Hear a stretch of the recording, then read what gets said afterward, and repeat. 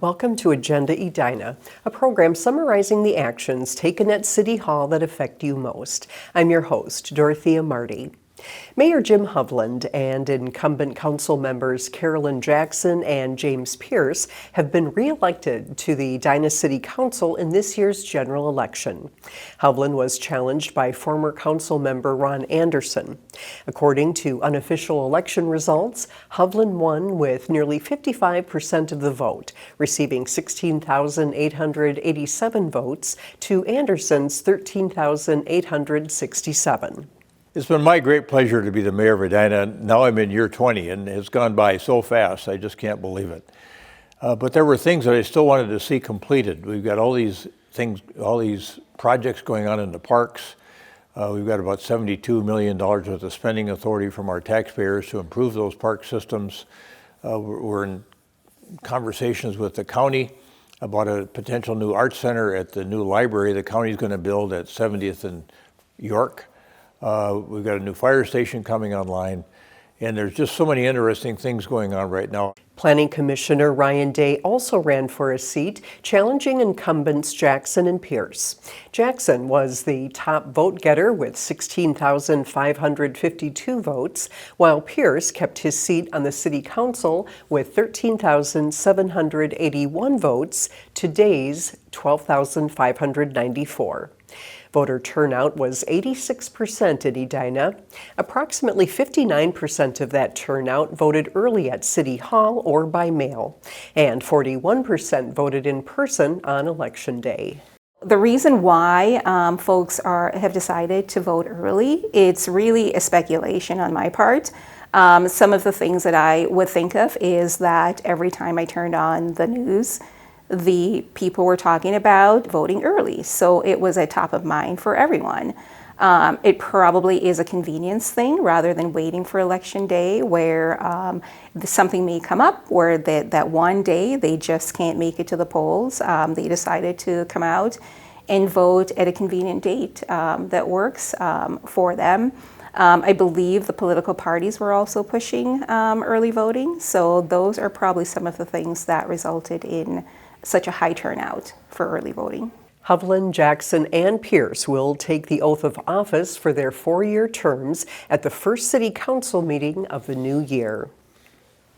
The City Council has given the go-ahead for the second phase of the redevelopment of 7200 and 7250 France Avenue.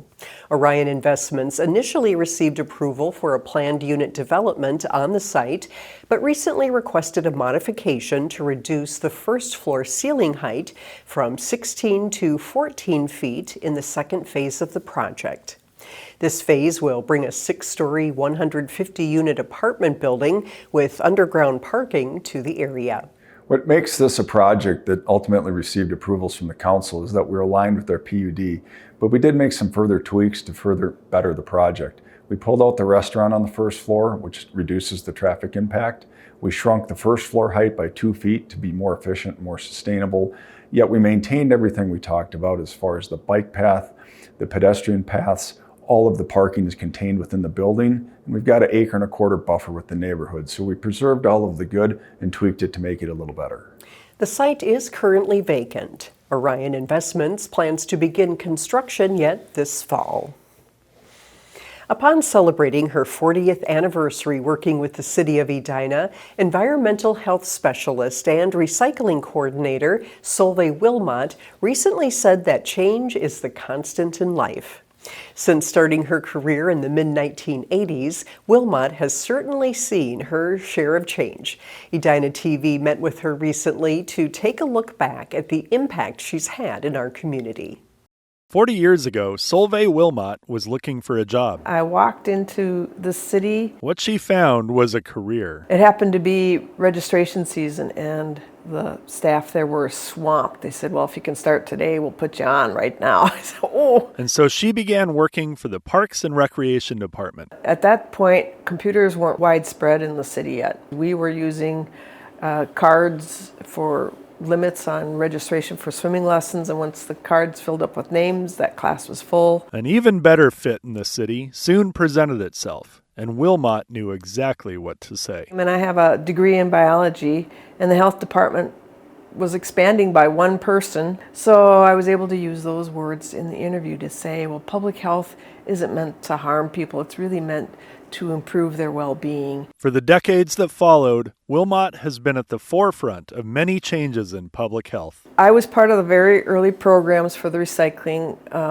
system, from its expansion to a little bucket down at the curb collected weekly to the cart now that we use every other week. And then the most recent expansion was organics, and the first memo I wrote was in 2012, and it took us till 2020 to actually initiate the program. As well as overseeing major updates in swimming pool safety following a tragic event. Abigail Taylor, the child that had a terrible accident at a pool because of a drain cover, her family was involved here in Edina. They lived here in Edina. So I was part of the Recreation Water Advisory Committee when that new regulation came in PACT. I was the president of that association. That's one of the areas that I've really embraced in the public health system, that we can make some significant changes that can benefit the water quality and the safety for reducing waterborne illnesses through those changes. After being part of so much over 4 decades while making Edina a safer place to live and visit,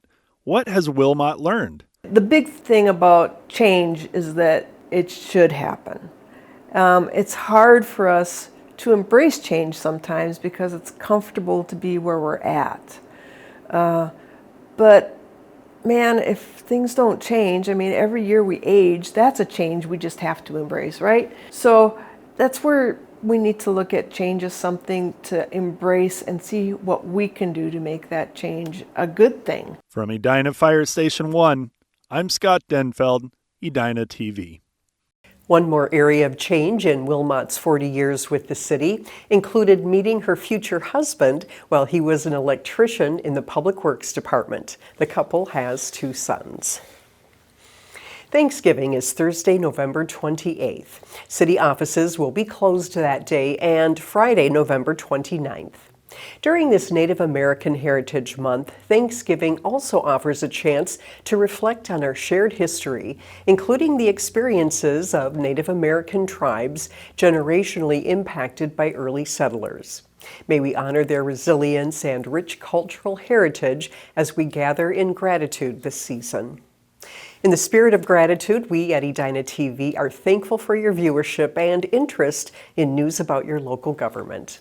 Thank you for watching this episode of Agenda Edina. I'm your host, Dorothea Marty.